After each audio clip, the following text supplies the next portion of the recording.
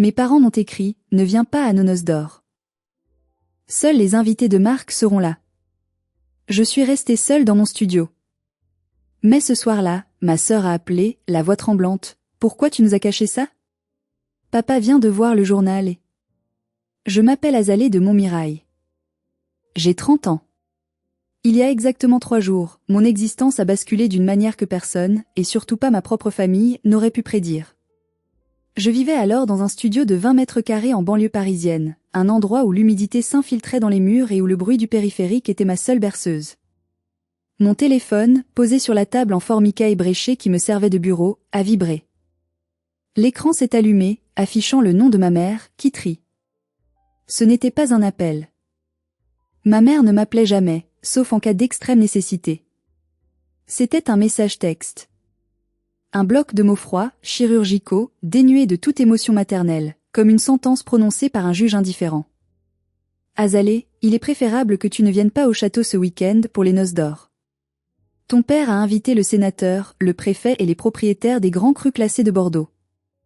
C'est un événement pour l'élite, une célébration de notre standing. Ta présence, ta tenue vestimentaire négligée, ton manque de conversation et ton allure générale, cela mettrait tout le monde mal à l'aise. Nous avons dit aux invités que tu étais souffrante et contagieuse. Ne gâche pas ce moment crucial pour ta sœur Dauphine et pour l'image de la famille. Reste à Paris. J'ai relu le message 1 fois. 2 fois. 3 fois.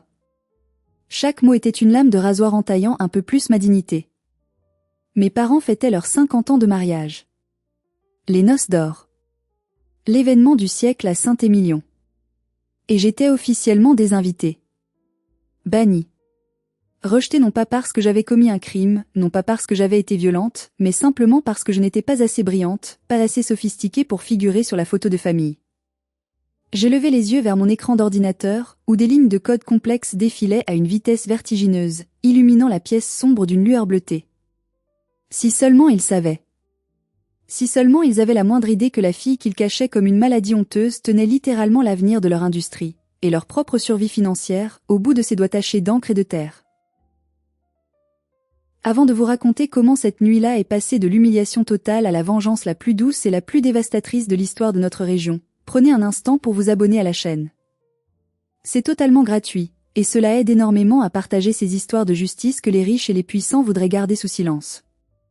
J'aimerais aussi savoir qui m'écoute ce soir. D'où regardez-vous cette vidéo, de quelle ville ou de quel pays, et quelle heure est-il chez vous? Écrivez-le en commentaire, j'adore lire vos réponses du monde entier et voir jusqu'où porte ma voix. Revenons à cette soirée pluvieuse. J'étais seule. Dehors, la pluie battait contre la vitre sale, brouillant les lumières de la cité. Sur mon téléphone, les notifications Instagram de ma sœur, Dauphine, s'enchaînaient comme des coups de poignard. Elle, c'était l'enfant doré. L'élu. La princesse. À 38 ans, elle était toujours magnifique, drapée ce soir-là dans une robe haute couture dorée, cintrée à la taille, qui valait probablement plus que le montant total de mes loyers des 5 dernières années.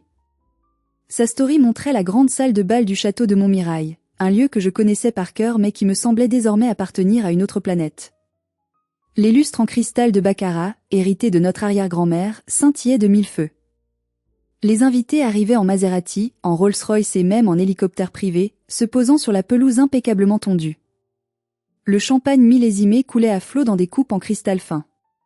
J'ai vu mon père, le comte Enguerrand, lever son verre, le visage rayonnant d'orgueil, la main posée fièrement, protectrice, sur l'épaule nue de Dauphine. Ma mère souriait à côté d'eux, arborant cette expression de satisfaction pure, de triomphe social, qu'elle n'avait jamais, absolument jamais, eu en me regardant. Regardez cette famille parfaite, disait la légende de la photo postée par un influenceur local invité pour l'occasion. L'élégance à la française, la tradition et la modernité réunies. J'ai senti une boule de feu remonter dans ma gorge, brûlant ma trachée.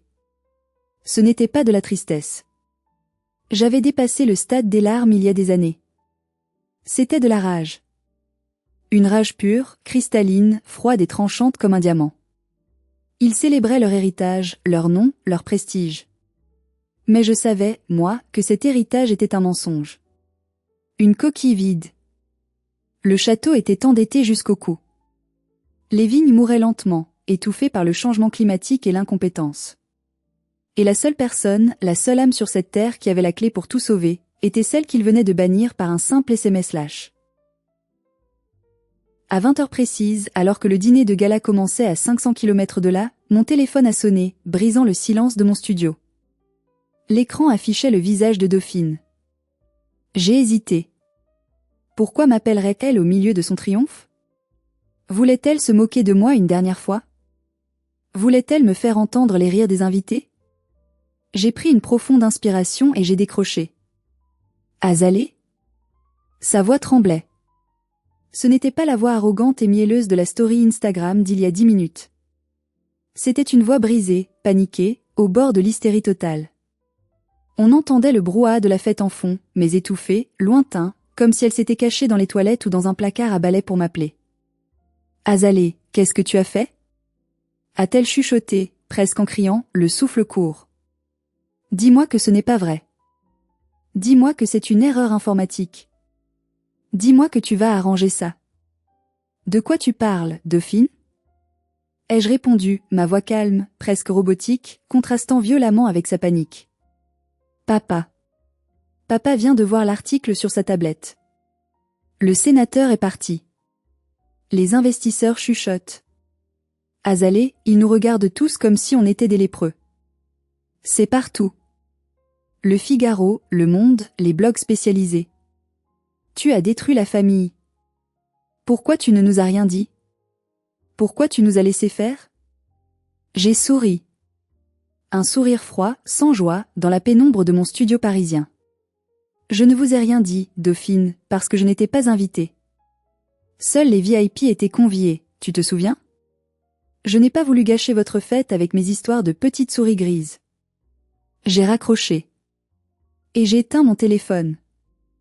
Le silence est retombé, mais cette fois, il avait le goût de la victoire. Pour comprendre comment nous en sommes arrivés là, comment la petite souris grise a mis à genoux une dynastie de 3 siècles en une seule soirée, il faut remonter au début. À l'époque où j'étais juste la taupe. Dans la famille de Montmirail, il y a depuis toujours 2 catégories de personnes, ceux qui brillent sous les lustres et ceux qui servent dans l'ombre. C'est une loi non écrite, gravée dans la pierre de notre château depuis la Révolution. Dauphine était née pour briller. Elle était l'aînée, arrivée quand mes parents étaient encore jeunes, beaux, insouciants et immensément riches. Elle a hérité des yeux bleus perçants de ma mère, de sa silhouette élancée, et du charisme naturel, presque théâtral, de mon père. Dès son plus jeune âge, elle savait instinctivement comment tenir un verre à pied sans laisser de traces, comment charmer un banquier d'un simple battement de cils, et comment sourire pour les photographes même quand elle s'ennuyait à mourir. Elle était l'incarnation vivante de l'étiquette, la poupée parfaite que l'on exhibe. Moi, Azalée, je suis arrivée 8 ans plus tard. Un accident, comme ma mère aimait le dire à ses amis lors d'étés dansants, après 3 verres de sherry, pensant que je n'écoutais pas. J'étais petite, brune, un peu trapue, maladroite. Je détestais les robes à froufrou qui grattaient, les collants blancs qui se salissaient trop vite. Je détestais les cocktails mondains où l'on parlait pendant des heures pour ne rien dire, où chaque phrase était un piège. Mon refuge, mon seul véritable ami, c'était la terre. Le château de Montmirail possède 60 hectares de vignes parmi les plus précieuses de Saint-Émilion, un trésor géologique. Tandis que Dauphine prenait des cours de piano, de danse classique et d'équitation, je passais mes journées entières, du lever au coucher du soleil, dans les vignes avec Anselme, le vieux chef de culture aux mains calleuses et au visage buriné par le soleil. Anselme était le seul qui me parlait comme à une personne, pas comme à une déception. Il m'apprenait à écouter le sol, à sentir l'humidité des feuilles entre mes doigts, à comprendre que le vin ne se fait pas dans les salons dorés avec des signatures de contrat, mais dehors, dans la boue, le froid et la sueur. Il m'expliquait les cycles de la vigne, les maladies, la magie de la fermentation. J'absorbais tout comme une éponge. Mon père, Enguerrand, me détestait pour ça. Il ne supportait pas de voir sa fille traîner avec le personnel. Regarde-la, disait-il souvent avec un dégoût non dissimulé en me voyant rentrer le soir, mes bottes crottées et mes ongles noirs de terre. On dirait une fille de ferme. Une paysanne du Moyen-Âge. Tu es une de Montmirail, bon sang. Pas une ouvrière agricole. Tiens-toi droite. Il m'a donné un surnom qui a collé à ma peau comme une malédiction, la taupe. Parce que j'étais toujours le nez dans la terre, aveugle aux choses importantes comme le statut social, les mariages arrangés et les apparences.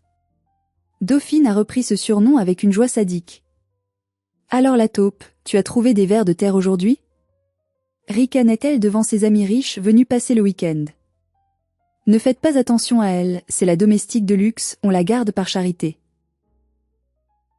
J'encaissais. Je courbais l'échine. Je me disais, avec la naïveté de l'enfance, que si je travaillais assez dur, si je leur montrais que je comprenais le vin mieux que quiconque, ils finiraient par m'aimer. Ils verraient ma valeur. Quelle erreur tragique. J'ai appris trop tard que l'incompétence déteste l'expertise, surtout quand elle vient de quelqu'un qu'on méprise. Le point de rupture, le moment où mon cœur s'est brisé pour de bon, a eu lieu l'année de mes 22 ans. C'était un été caniculaire, lourd, étouffant. En inspectant les parcelles nord, les plus anciennes du domaine, j'avais remarqué des taches minuscules, presque invisibles, sur les feuilles de merlot. J'avais fait des prélèvements, utilisé mon microscope d'étudiante dans ma chambre, et identifié un début de pourriture noire, une maladie rare et dévastatrice qui ne se voyait pas encore à l'œil nu. J'ai couru au bureau de mon père, le cœur battant à tout rompre. Il était en réunion importante avec des exportateurs chinois. Je suis entré sans frapper, paniqué. Papa, il faut vendanger la parcelle nord maintenant. Tout de suite. Il y a une infection de Black Rot. Si on attend la maturité parfaite la semaine prochaine comme prévu, on va tout perdre. L'infection va se propager en quelques heures avec cette humidité. Il m'a regardé comme on regarde un insecte gênant qui vient de se poser sur une assiette de caviar. Dauphine était là, assise sur le coin du bureau, radieuse, jouant avec ses cheveux. Ô Azalée, arrête tes drames perpétuels, a-t-elle soupiré en levant les yeux au ciel. Les raisins sont magnifiques, je les ai vus ce matin. Tu es juste jalouse parce que papa m'a laissé choisir l'étiquette de la cuvée Prestige et que tu n'as rien eu à dire. Je suis sérieuse.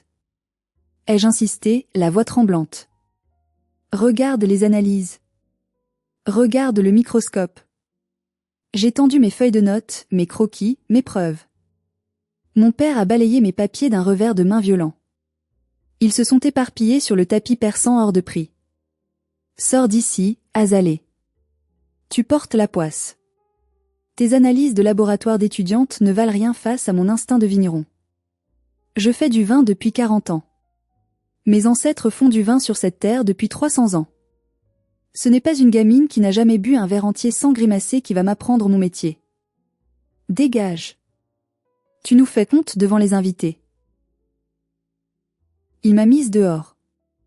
Littéralement, en me poussant par l'épaule. Une semaine plus tard, la pluie est tombée. La chaleur et l'humidité ont fait exploser la maladie exactement comme je l'avais prédit. En 48 heures, la parcelle nord était pourrie. Noire. Flétrie. Morte. 2 millions d'euros de pertes sèches. La cuvée Prestige était ruinée. J'attendais des excuses. Ou au moins une reconnaissance, un regard qui dirait tu avais raison.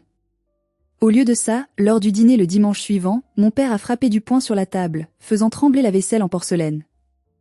C'est de ta faute. A-t-il hurlé en me pointant du doigt, le visage rouge de colère. Tu as porté l'œil. Avec tes prédictions macabres, tu as attiré le malheur sur nous. Tu es un oiseau de mauvais augure. Je ne veux plus te voir dans les vignes. Jamais. Tu es interdite de terrain.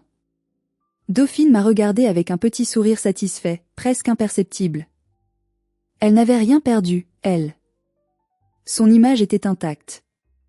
C'était moi le bouc émissaire, la fautive, la sorcière. Ce soir-là, j'ai compris. Je ne serai jamais leur fille. Je serai toujours leur poubelle émotionnelle. Mais je savais une chose qu'ils ignoraient, aveuglés par leur arrogance. Le vin n'était plus une question d'instinct ou de tradition poussiéreuse. C'était devenu une science. Des données. De la chimie. Et la science, c'était mon domaine. C'était mon royaume. Après l'incident de la pourriture noire, j'ai quitté le château. Je ne pouvais plus respirer cet air toxique. J'ai déménagé à Paris, dans ce studio minable à Saint-Ouen. Pour mes parents, c'était la preuve ultime de mon échec. Azalée l'a raté, vivant dans un HLM. J'ai pris un travail alimentaire de saisie de données le jour dans une compagnie d'assurance, un job abrutissant qui payait à peine mes factures. Mais la nuit, je devenais quelqu'un d'autre. La nuit, je devenais ce que je rêvais d'être, une architecte de données, une magicienne des algorithmes au service de la Terre. Je savais, grâce à mes contacts et à mes observations, que le domaine familial coulait lentement mais sûrement. Les étés devenaient trop chauds, les hivers trop doux et imprévisibles. Le taux d'alcool montait trop vite dans le raisin, l'acidité chutait, le vin devenait lourd, déséquilibré. Le goût subtil du Grand Montmirail changeait, et les critiques internationaux commençaient à le noter dans leurs revues. Les ventes baissaient. Mon père et Dauphine vivaient dans le déni total, continuant à organiser des fêtes somptueuses à crédit, brûlant la trésorerie pour maintenir les apparences d'une grandeur passée. Ils ressemblaient à l'orchestre du Titanic, jouant de plus en plus fort pendant que le navire prenait l'eau. Pendant 3 ans, j'ai travaillé dans l'ombre, comme un fantôme. J'ai gardé contact avec une seule personne au château, Anselme, le vieux chef de culture. Il était mon complice. Chaque semaine, il m'envoyait secrètement des échantillons de sol par la poste, des relevés météo précis, des historiques de récoltes remontant à 1950 que mon père voulait brûler car ça prenait de la place dans les archives. Anselme scannait des vieux cahiers, prenait des photos des feuilles, mesurait l'hygrométrie. J'ai nourri mon ordinateur avec tout ça. J'ai créé un monstre. Je l'ai appelé VTI. Ce n'était pas juste un tableau Excel amélioré. C'était une intelligence artificielle complexe, un réseau de neurones capables d'analyser la composition microbiologique du sol au millimètre près et de prédire la qualité du raisin 5 ans à l'avance. Elle pouvait dire exactement quand vendanger, à la minute près, pour obtenir le vin parfait malgré le réchauffement climatique. Elle pouvait dire quelle parcelle arracher, quel clone de vigne replanter, quelle quantité d'eau utiliser. C'était le Graal de l'énologie moderne. Une boussole dans la tempête climatique. Au début, je voulais le vendre à des grands groupes. J'aurais pu devenir millionnaire instantanément en allant voir les Américains ou les Chinois.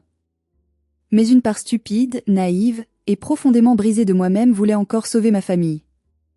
C'est pathétique, je le sais aujourd'hui. On appelle ça le syndrome de l'enfant qui cherche l'approbation, l'espoir irrationnel qu'un exploit suffira à acheter l'amour qui nous a manqué. Je me disais, si je leur donne ça, si je sauve l'héritage, papa me regardera enfin avec fierté. Maman m'aimera autant que Dauphine. Je serai enfin une de Montmirail. L'occasion s'est présentée il y a 6 mois. Dauphine m'a appelé, brisant un silence de près d'1 an. Azalée, chérie. Ça fait si longtemps. Sa voix était trop aiguë, trop sucrée, fausse comme un bijou en toc. J'ai tout de suite su qu'elle voulait quelque chose. Dauphine n'appelait jamais pour prendre des nouvelles. Maman et papa aimeraient te voir. Pour un dîner au château. Juste nous 4. Comme au bon vieux temps. Allez, viens. La cuisinière a fait du confit de canard, ton plat préféré. S'il te plaît, fais un effort pour la famille. J'y suis allée. J'ai pris le train avec mon ordinateur portable serré contre ma poitrine dans mon sac à dos usé. J'avais le cœur qui battait la chamade, un mélange d'espoir et de terreur. J'allais leur présenter VTI.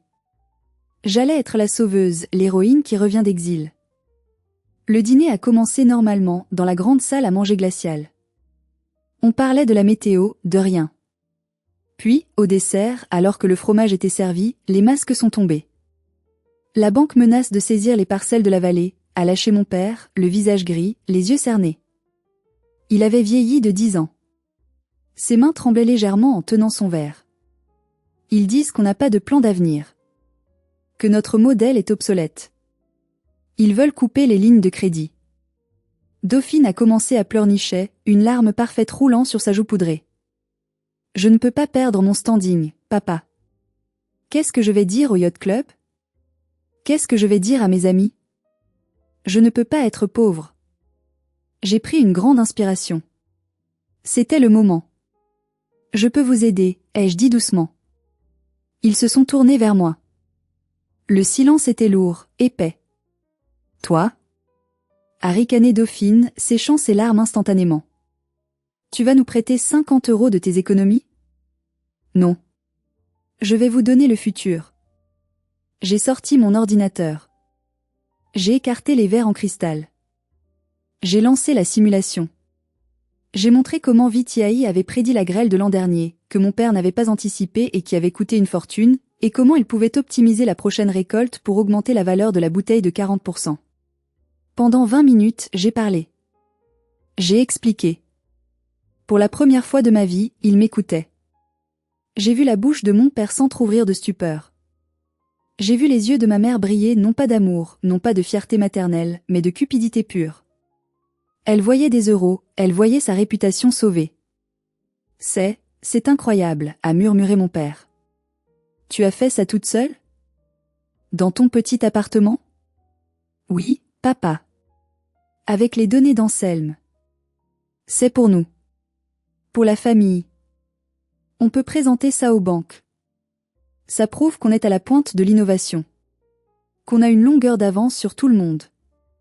Dauphine s'est levée. Elle a contourné la table, ses talons claquant sur le parquet. Elle m'a prise dans ses bras. Elle sentait le parfum Chanel numéro 5 et le mensonge. Oh, petite sœur. Tu es un génie. On est sauvés. Je savais que tu cachais bien ton jeu. Mon père m'a souri. Un vrai sourire, large, chaleureux. Je savais que tu avais du talent, au fond. Tu es une vraie de Montmirail. Tu as le sang de la vigne. Ces mots. C'était tout ce que j'avais attendu toute ma vie. J'étais ivre de bonheur, drogué par cette reconnaissance soudaine. J'ai baissé ma garde. J'ai ouvert mon armure. Il faut qu'on étudie ça en détail, a dit maman, pragmatique. Laisse-nous l'ordinateur ce soir. Dauphine va regarder comment intégrer ça dans la présentation pour les investisseurs demain matin. Tu es fatigué, tu as fait de la route, va dormir dans ton ancienne chambre. On s'occupe de tout. J'ai laissé mon ordinateur sur la table.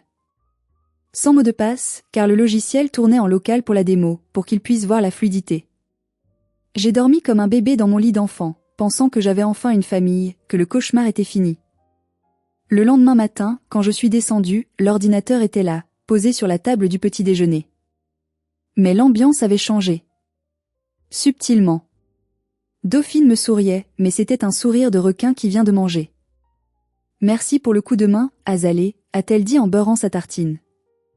On a pris ce qu'il fallait. On va s'occuper du reste. Tu peux retourner à Paris, tu as ton travail, n'est-ce pas? On t'appellera quand on aura besoin de toi. Je suis repartie, confiante, un peu confuse mais heureuse d'avoir aidé. Je ne savais pas que je venais de signer mon arrêt de mort. 2 semaines plus tard se tenait Vinexpo à Bordeaux, le plus grand salon mondial du vin et des spiritueux. C'est la Mecque de notre industrie. J'avais pris un jour de congé sans solde pour y aller, espérant voir mon père présenter notre projet commun, peut-être même m'appeler sur scène à ses côtés. Je n'avais pas de badge VIP, alors je me suis faufilée au fond de la salle de conférence principale, debout derrière les caméras des journalistes, le cœur battant d'anticipation. Les lumières se sont baissées. Une musique dramatique, orchestrale, a retenti. Dauphine est entrée sur scène. Elle était éblouissante, micro-casque à l'oreille, vêtue d'un tailleur blanc immaculé, marchant comme une Steve Jobs de la haute couture. Elle respirait l'assurance et le pouvoir. Mesdames et messieurs, a-t-elle commencé, sa voix parfaitement posée, travaillez. Pendant 5 ans, j'ai travaillé sans relâche, nuit et jour, pour répondre à une question qui nous hante tous. Comment sauver notre terroir face au climat? Aujourd'hui, je suis fière, émue, de vous présenter ma création, le fruit de mes entrailles, l'intelligence Montmirail. Mon sang s'est glacé dans mes veines. Le temps s'est arrêté. Derrière elle, sur l'écran géant de 10 mètres, c'étaient mes graphiques. Mes codes couleurs. Mes prédictions. C'était VTI. Sauf qu'il y avait le visage de Dauphine en filigrane partout, et le logo Montmirail apposé sur mon travail. Elle récitait mon discours. Mot pour mot. Les phrases exactes que j'avais expliquées avec passion lors du dîner, elle les déclamait comme si elles venaient de son propre esprit brillant. J'ai passé des nuits blanches à analyser la microbiologie des sols, mentait-elle sans ciller, avec une conviction terrifiante. Elle qui ne savait pas faire la différence entre une bactérie et une levure, elle qui n'avait jamais touché une pelle de sa vie.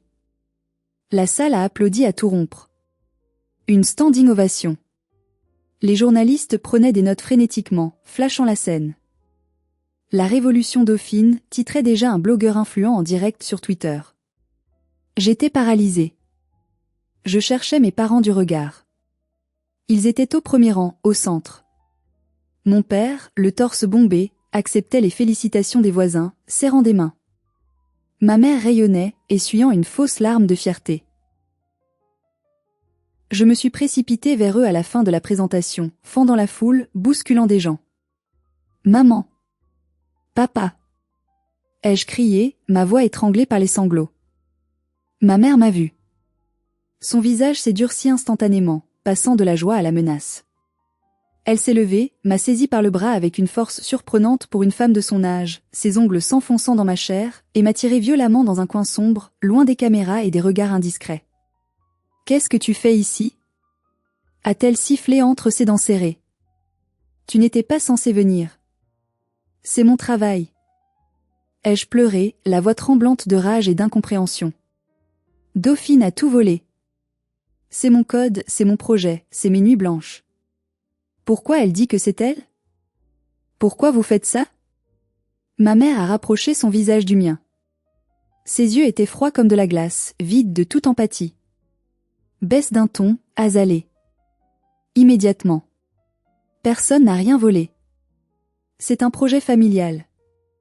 Dauphine est le visage de la marque. Toi, regarde-toi. Tu n'as pas le physique pour vendre de la technologie à des milliardaires chinois ou américains. Tu bafouilles, tu es mal habillé, tu es gauche. Qui achèterait une IA révolutionnaire à une fille qui ressemble à une assistante sociale dépressive? C'est du marketing, ma pauvre fille. Chaque mot était une gifle physique. Mais c'est moi qui l'ai fait. C'est mon esprit. Et alors? A-t-elle coupé sèchement. Nous t'avons nourri, logé, payé tes études. Ce que tu crées appartient à la famille. C'est ta contribution, ton remboursement. Pour une fois que tu es utile à quelque chose, ne gâche pas tout par ton égoïsme mesquin. Maintenant, rentre chez toi. Disparais. Et si tu fais un scandale, si tu parles à un journaliste, on dira que tu es instable psychologiquement. On a des dossiers médicaux, on inventera des histoires. Personne ne te croira face à nous. Elle m'a lâché avec mépris et est retournée sourire au photographe, remettant une mèche de cheveux en place comme si de rien n'était. J'ai vu Dauphine au loin, un verre de champagne à la main, riant aux éclats avec le président de la banque. Elle m'a vu. Nos regards se sont croisés. Elle m'a fait un petit clin d'œil. Un clin d'œil complice et cruel qui disait « Merci pour le cadeau, la ratée. Tu ne vaux rien. » Je suis sortie du centre de congrès en titubant, comme ivre de douleur. Je me suis assise sur un banc public, sous la pluie qui recommençait à tomber, et j'ai pleuré toutes les larmes de mon corps. J'ai pleuré la mort de l'espoir. J'ai pleuré la petite fille qui voulait juste que son papa soit fier. Mais au milieu des larmes, au fond de cette douleur abyssale, quelque chose s'est brisé en moi. Et quelque chose d'autre s'est réveillé. Une froideur nouvelle. Une détermination d'acier. Ils pensaient avoir gagné.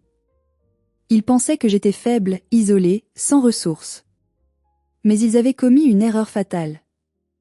Une erreur technique d'amateur. Dauphine avait copié l'application qui était sur mon bureau. L'interface. Les graphiques. La démo visuelle. Mais le cerveau de l'IA, le code source complexe qui permettait à la machine d'apprendre et de s'adapter, n'était pas sur l'ordinateur. Il était hébergé sur un serveur cloud sécurisé dont j'étais la seule, l'unique personne au monde à avoir la clé d'accès. Ce qu'il présentait au monde entier, c'était une coquille vide.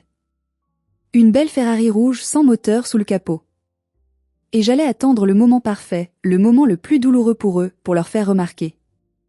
Dites-moi en commentaire, si votre propre sœur vous volait l'œuvre de votre vie et que vos parents l'applaudissaient en vous menaçant, qu'auriez-vous fait à ma place?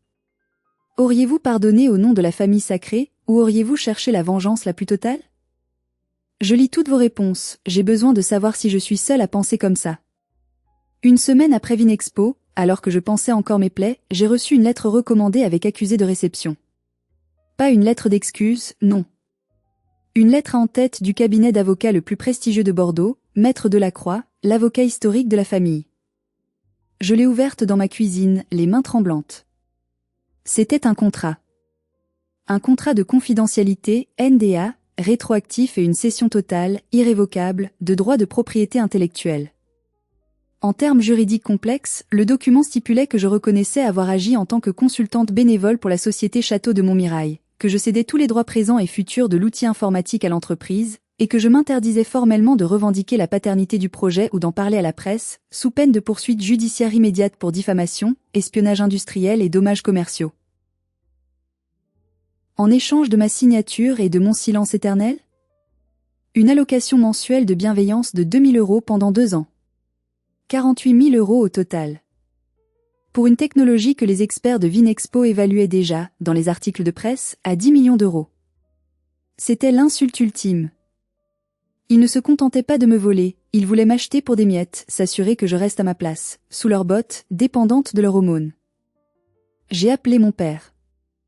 J'avais besoin d'entendre sa voix, de comprendre jusqu'où il pouvait aller. « C'est quoi ça, papa ?» ai-je demandé sans préambule. « C'est une sécurité », a-t-il répondu sèchement, sans une once d'émotion. Les investisseurs posent des questions. Ils veulent être sûrs que la propriété intellectuelle est claire, qu'il n'y a pas de zone d'ombre. Signe le papier, Azalée. 2 000 € par mois, c'est plus que ce que tu gagnes avec tes petits boulots minables. C'est généreux de notre part. C'est une chance pour toi. Généreux? C'est mon invention. C'est ma vie. C'est l'invention de Montmirail. A-t-il hurlé, perdant patience, sa voix résonnant dans le combiné. Tu as utilisé les données du domaine? Oui. Tu as grandi nourri par l'argent du domaine? Oui. Donc ça nous appartient. C'est la loi du sang. Écoute-moi bien, ma fille. Tu as 2 choix. Soit tu signes, tu prends l'argent, tu te tais, et tu restes une fille digne de ce nom. Soit tu refuses et tu n'es plus ma fille. Je te couperai les vivres, je te déshériterai officiellement devant notaire, et je m'assurerai que personne dans le monde du vin ne t'embauche jamais. Je suis Enguerrand de Montmirail. J'ai le bras long. Je peux te briser. Ne me teste pas. Le silence a duré 10 secondes. 10 secondes où j'ai fait le deuil de mon père. Très bien, ai-je dit doucement, d'une voix que je ne reconnaissais pas moi-même. Je ne signerai pas. Alors tu es morte pour nous, a-t-il craché avant de raccrocher brutalement. J'ai regardé le contrat posé sur la table. J'ai pris un briquet. J'ai mis le feu au coin de la page. J'ai regardé le papier se consumer, les flammes léchant les mots cession et interdiction, et j'ai laissé les cendres noires tomber dans mon évier, tourbillonnant dans l'eau sale avant de disparaître dans les égouts. Je n'étais plus leur fille. J'étais libre. Et une femme libre, qui n'a plus rien à perdre, est la créature la plus dangereuse sur Terre. Le lendemain, j'ai pris un rendez-vous. Pas avec un avocat, c'était inutile face à leur armée juridique et leurs millions. J'ai pris rendez-vous avec l'ennemi juré. Il existe une entreprise que mon père déteste plus que tout au monde, plus que le mildiou ou la grêle, Luxvine. Un conglomérat international de luxe, dirigé par un PDG visionnaire, moderne et impitoyable, Alexandre Valmont. Mon père les traitait de barbares, de vandales, parce qu'ils rachetaient les vieux châteaux poussiéreux pour les moderniser et en faire des machines à cash. Luxvine cherchait depuis des années à percer le secret du terroir de Saint-Émilion, mais les vieilles familles comme la mienne leur bloquaient l'accès. J'ai envoyé un email crypté directement à l'adresse personnelle de Valmont, que j'avais trouvé grâce à mes compétences en informatique. L'objet du mail était simple, j'ai le moteur de la Ferrari que les Montmirail essaient de vous vendre. Et j'ai les clés. 12 heures plus tard, j'étais assise dans un bureau en verre au 40e étage d'une tour de la Défense. La vue sur Paris était époustouflante, loin de la boue de mes vignes. Alexandre Valmont était en face de moi. Il était jeune, la quarantaine, élégant sans être ostentatoire. Il avait vu la présentation de Dauphine à Vinexpo. Il était sceptique. « Votre sœur vend du rêve, mademoiselle de Montmirail », a-t-il dit en croisant les mains. « Elle parle bien, elle est jolie. » Mais mes ingénieurs ont regardé les images de sa démo. Ils disent que c'est plat. Ça manque de profondeur. Les chiffres semblent trop parfaits. C'est normal, ai-je répondu en posant une clé USB noire sur la table en marbre blanc. Elle n'a que la carrosserie. L'interface graphique. Des images. Voici le moteur. Le vrai code. Avec l'apprentissage machine complet sur 70 ans de données climatiques réelles. Ce qu'elle a, c'est un jeu vidéo. Ce que j'ai, c'est une arme. J'ai branché la clé. J'ai lancé ma propre démo sur son écran géant. J'ai montré ce que Dauphine ne pouvait pas faire, les simulations en temps réel, l'analyse prédictive des sols au mètre carré près, la capacité du système à apprendre de chaque nouvelle pluie, de chaque rayon de soleil. Valmont est resté silencieux un long moment, observant les données défiler. Puis il a souri. Un sourire de prédateur qui vient de trouver une proie facile et juteuse. C'est brillant, a-t-il murmuré. C'est exactement ce qu'il nous manque pour dominer le marché. Combien ? Je ne veux pas seulement de l'argent, ai-je dit, me redressant sur ma chaise. Je veux une position. Je veux être directrice de l'innovation. Je veux que mon nom soit sur le brevet. Et je veux que l'annonce de notre partenariat, l'annonce que Luxvine possède cette technologie, soit faite à un moment très précis. Quand ? Le soir des noces d'or de mes parents. Ce samedi. À 20h précises. Valmont a éclaté de rire. Un rire franc, sonore. J'aime votre style, Azalée. C'est d'accord. On signe. Nous avons signé un contrat ce jour-là. 15 millions d'euros pour l'acquisition de la technologie VTI. Et 5% des parts de la filiale technologique de Luxvine, ce qui m'assurait des revenus à vie. En une signature, j'étais devenu plus riche que mes parents ne l'avaient jamais été, même à leur apogée. Mais l'argent n'était qu'un outil. Le vrai but, c'était la justice. C'était de voir leur visage quand le château de cartes s'effondrerait. Les mois qui ont suivi ont été étranges, surréalistes. Je vivais une double vie. Officiellement, j'étais la brebis galeuse exilée, vivant dans mon HLM, ignorée de tous. Mes parents ne m'appelaient plus, convaincus que j'étais rentrée dans le rang ou que je boudais dans mon coin. Dauphine paradait dans les magazines, racontant partout comment son invention allait révolutionner le marché. Elle était en couverture de Elle, de Challenge. Elle levait des fonds basés sur du vent. Les banques, séduites par le nom de Montmirail et la hype médiatique, ont prêté des millions pour moderniser le château en prévision du déploiement de la technologie. Ils ont acheté des cuves en inox, refait les toitures, commandé des drones. Tout cela à crédit, garanti par la valeur supposée du logiciel. Ce qu'ils ne savaient pas, ce qu'ils ne pouvaient pas savoir, c'est que sans mon accès serveur, le logiciel de Dauphine cesserait de fonctionner dès qu'elle essaierait de traiter des données réelles. J'avais programmé une bombe logique, un morceau de code caché. Au moment où elle tenterait une analyse complète, le système se verrouillerait et afficherait un message que j'avais rédigé avec soin. De mon côté, je travaillais secrètement avec l'équipe de Valmont. Nous avons affiné le produit, le rendant encore plus puissant. Nous avons déposé les brevets à mon nom, avec une antériorité prouvée par mes logs de serveur datant de 3 ans. J'ai aussi contacté Madame Gersante de Valois, la critique de vin la plus redoutée et la plus respectée de France, la dame de fer du vignoble. Je lui ai montré la vérité. Je lui ai montré les preuves du vol. Elle a été scandalisée par le plagiat de ma sœur et la malhonnêteté de mes parents. Elle a accepté d'écrire l'éditorial exclusif qui accompagnerait notre annonce, un article qui allait détruire leur réputation professionnelle. La semaine des noces d'or est arrivée. L'excitation à Saint-Émilion était palpable, électrique. C'était l'événement de la décennie. Tout le gratin était invité. Ministres, acteurs, capitaines d'industrie. Sauf moi. Le fameux SMS de ma mère est arrivé 3 jours avant. Ne viens pas. J'avoue que même avec mes millions en banque et ma vengeance prête, ça a fait mal. Une toute petite partie de moi, l'enfant blessé, espérait encore qu'ils m'inviteraient, même par pitié. Qu'ils voudraient leur fille auprès d'eux pour leurs 50 ans de mariage. Mais non. L'image comptait plus que le sang. Seuls les VIP sont conviés. Très bien, maman. Tu veux des VIP ?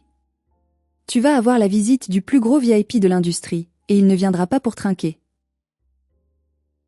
Le soir du gala, je me suis servi un verre de Pétrus 1989, un vin mythique que je m'étais offert avec ma prime de signature, dans mon studio toujours aussi sombre. J'avais installé un véritable centre de commande sur ma table de cuisine. 3 écrans allumés. Sur le premier, le flux Instagram en direct de la soirée, filmé par les invités. Sur le deuxième, l'interface d'administration de mon serveur, mon doigt planant au-dessus de la touche entrée. Sur le troisième, l'article du Monde Économie, prêt à être publié automatiquement. Il était 19h55. Dans la vidéo, Dauphine montait sur l'estrade, sous les applaudissements. Elle tenait un iPad. Elle allait faire une démonstration en direct pour impressionner le sénateur et finaliser une levée de fonds de 10 millions d'euros. Mes amis, disait-elle, radieuse, sa robe dorée captant la lumière.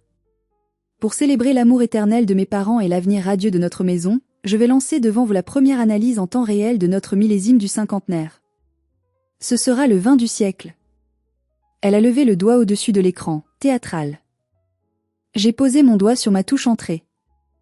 À la vôtre, ma chère famille, ai-je murmuré.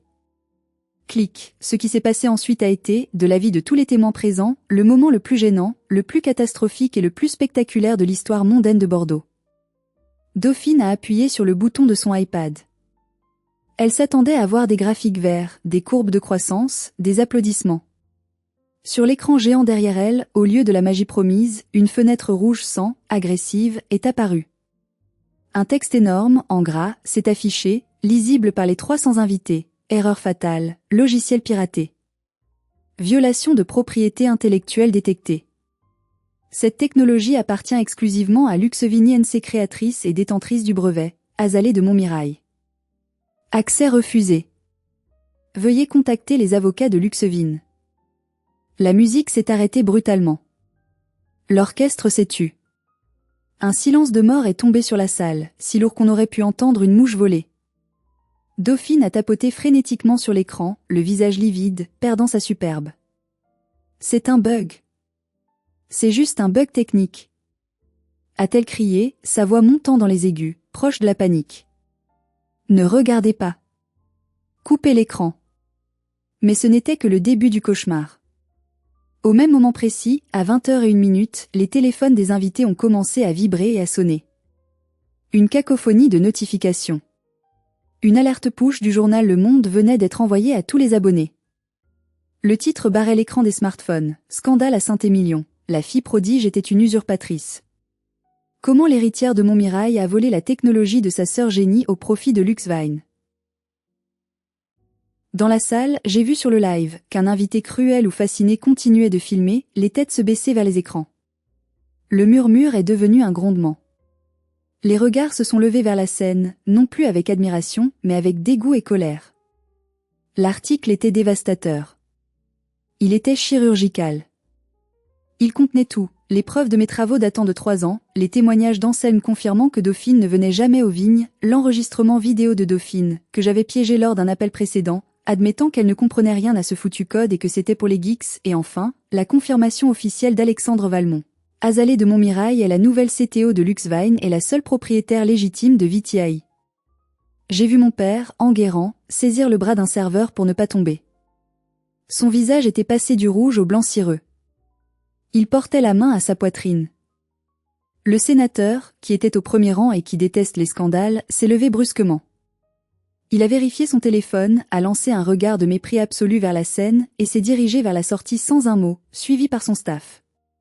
C'était le signal. Comme une digue qui rompt, les invités ont commencé à partir. Les banquiers, les investisseurs, les voisins. Personne ne veut être associé à une fraude. Personne ne veut être sur la photo du naufrage. Maman est restée assise, figée, comme une statue de cire en train de fondre sous la chaleur des projecteurs. Elle regardait le vide. Dauphine pleurait sur scène, le mascara coulant sur ses joues, ruinant son maquillage parfait, criant dans un micro que personne n'écoutait plus. « Revenez. C'est faux. C'est ma sœur la voleuse. Elle ment. C'est un complot. » C'est à ce moment-là que mon téléphone a sonné. L'appel de Dauphine. Celui du Tom Nye. « Pourquoi tu as fait ça ?» gémissait-elle. « Tu as tout gâché. » Ma réponse a été simple, calme, terrifiante de lucidité. Tu voulais être sous les projecteurs, Dauphine. Je t'ai offert la plus grande audience de ta vie. Tout le monde te regarde maintenant. Profitant. C'est ton moment de gloire. Le coup de grâce n'était pas encore porté. L'humiliation sociale n'était que la première étape. La ruine financière était la suite logique. Le lendemain matin, lundi, dès l'ouverture des marchés, les banques ont réagi. Avec la révélation publique que la technologie promise, celle qui garantissait la rentabilité future, appartenait en fait à un concurrent direct, et pas n'importe lequel, le géant Luxevin aux ressources illimitées, la valorisation du château de Montmirail s'est effondrée. C'était mathématique. Les garanties des prêts massifs contractés par mon père étaient basées sur cette technologie et sur la valorisation future du domaine. Sans l'IA, le domaine ne valait plus que le prix de la terre, et encore, une terre mal entretenue. À 9h00, la banque principale a appelé mon père. La conversation a été brève. Ils exigeaient le remboursement anticipé des crédits pour rupture de clause de confiance. Immédiatement. Où c'était la saisie judiciaire? Le château, les vignes, la maison, les meubles anciens, les voitures, tout était hypothéqué. Tout. Ils n'avaient plus rien. Sauf leur honte, qui, elle, était devenue publique et indélébile. 3 jours après le désastre, on a sonné à ma porte. Je n'étais plus dans mon studio de banlieue humide. J'avais emménagé la veille dans un appartement provisoire fourni par Luxvine, un superbe duplex avenue Victor Hugo, dans le 16e arrondissement, avec vue sur la Tour Eiffel. J'avais donné l'adresse à une seule personne, Anselme, pour qu'il vienne fêter ça avec moi. Mais il semblerait que la famille ait ses moyens, ou qu'ils aient fait suivre Anselme. J'ai ouvert. C'était eux. Papa, maman. Ils avaient vieilli de 10 ans en 72 heures. Mon père, toujours impeccable d'habitude, avait la chemise froissée, une tache de vin sur le col, et le regard vitreux d'un homme qui n'a pas dormi. Il s'appuyait sur une canne que je ne lui connaissais pas. Ma mère, sans maquillage, les cheveux tirés à la hâte, semblait minuscule, voûtée. Ils sont entrés sans attendre d'invitation, regardant autour d'eux avec un mélange de choc, d'envie et d'incompréhension. Le luxe de mon appartement les giflait. C'est ici que tu vis maintenant ? A demandé ma mère, la voix faible, presque inaudible. C'est temporaire, ai-je répondu froidement, restant debout, les bras croisés. En attendant que ma maison définitive soit prête. Que voulez-vous ? Pourquoi êtes-vous ici ? Ils se sont assis sur mon canapé en velours beige sans demander la permission, comme s'ils étaient encore chez eux partout. Azalée, a commencé mon père, sa voix tremblotante, cherchant ses mots. On a tout perdu. La banque saisit le château lundi prochain. Les huissiers sont venus ce matin faire l'inventaire. Dauphine. Dauphine est en dépression nerveuse, elle est hospitalisée dans une clinique privée. Son fiancé, le comte de V, l'a quittée par SMS ce matin. Il ne veut pas épouser une fraudeuse. Il a marqué une pause, me regardant dans les yeux, attendant que je m'émeuve, que la petite fille docile refasse surface. Je suis restée de marbre. Mon cœur était une pierre. C'est triste, ai-je dit. Mais c'était prévisible. On récolte ce qu'on sème, papa. C'est toi qui m'as appris ça avec la vigne, non ? Ma mère a explosé en sanglots. Des sanglots laids, bruyants. Comment peux-tu être aussi cruel ? C'est ta sœur. C'est ta maison d'enfance. C'est l'héritage de tes ancêtres. On va être à la rue. On va être la risée de toute la France. Elle s'est jetée à mes genoux, agrippant mon pantalon. C'était une scène pathétique, surréaliste. La grande quitterie de Montmirail, qui ne s'abaissait jamais, à genoux devant la taupe. Tu as de l'argent maintenant, Azalée. On le sait. Valmont a payé des millions. On a lu les journaux. Tu peux racheter les dettes. Tu peux sauver le château. On mettra tout à ton nom si tu veux. On te donnera la direction. Mais ne laisse pas ta famille finir comme ça. Par pitié.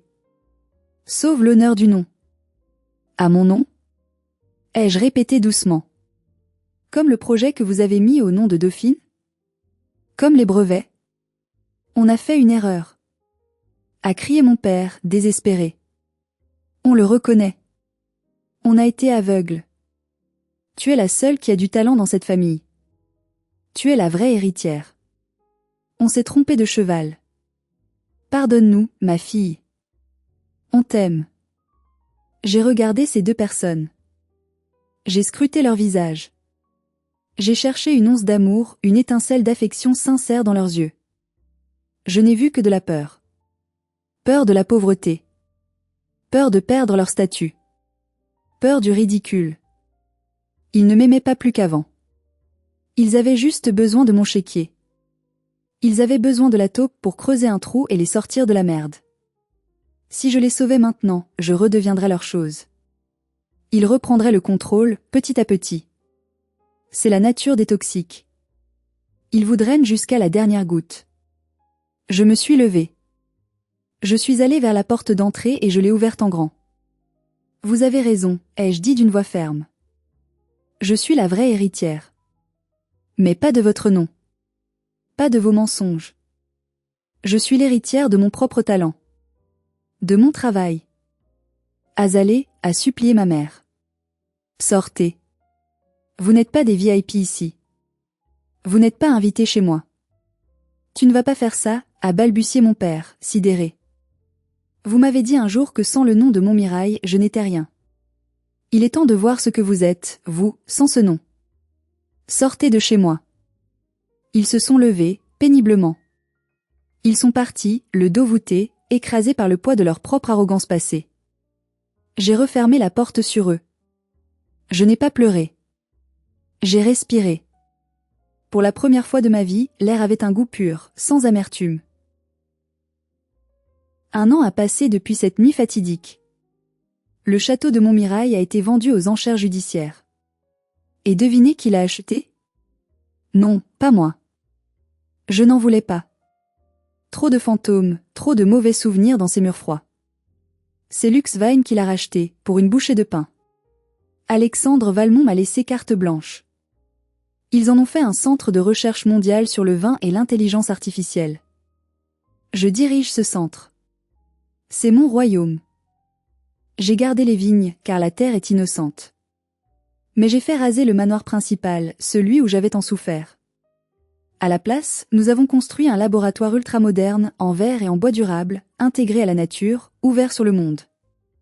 J'ai réembauché Anselme. Il est maintenant chef des opérations, avec un salaire qu'il n'aurait jamais imaginé, et une équipe de jeunes ingénieurs agronomes sous ses ordres. On fait le meilleur vin de la région, un vin intelligent, respectueux, qui se vend à prix d'or dans le monde entier. Mes parents? Ils vivent dans un petit 2 pièces humide en ville, non loin de la gare. Ils vivent de leur maigre retraite. Ils ne sont plus invités nulle part. Leurs amis de la haute société, ceux pour qui ils avaient tout sacrifié, les ont lâchés dès que l'argent a disparu. C'est ça, la loyauté des élites.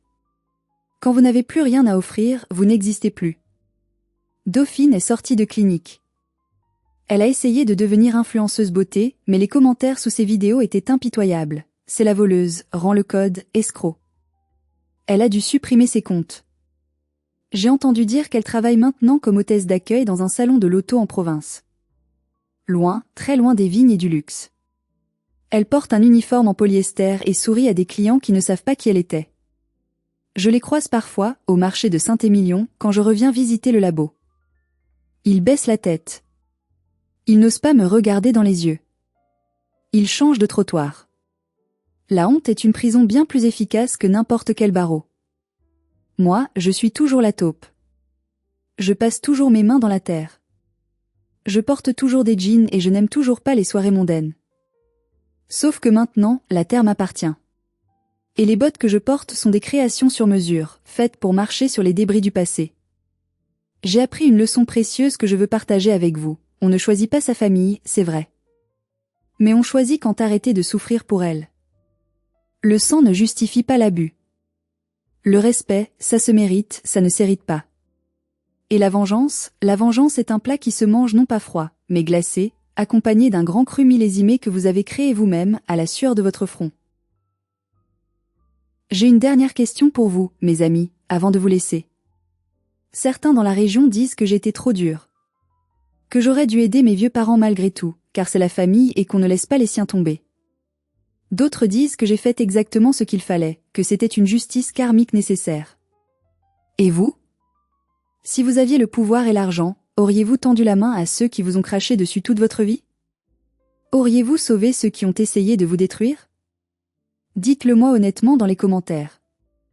J'ai hâte de lire votre verdict. Si cette histoire vous a touché, si elle vous a donné de la force, mettez un pouce bleu et partagez-la avec quelqu'un qui a besoin de l'entendre. Ça aide énormément la chaîne à grandir.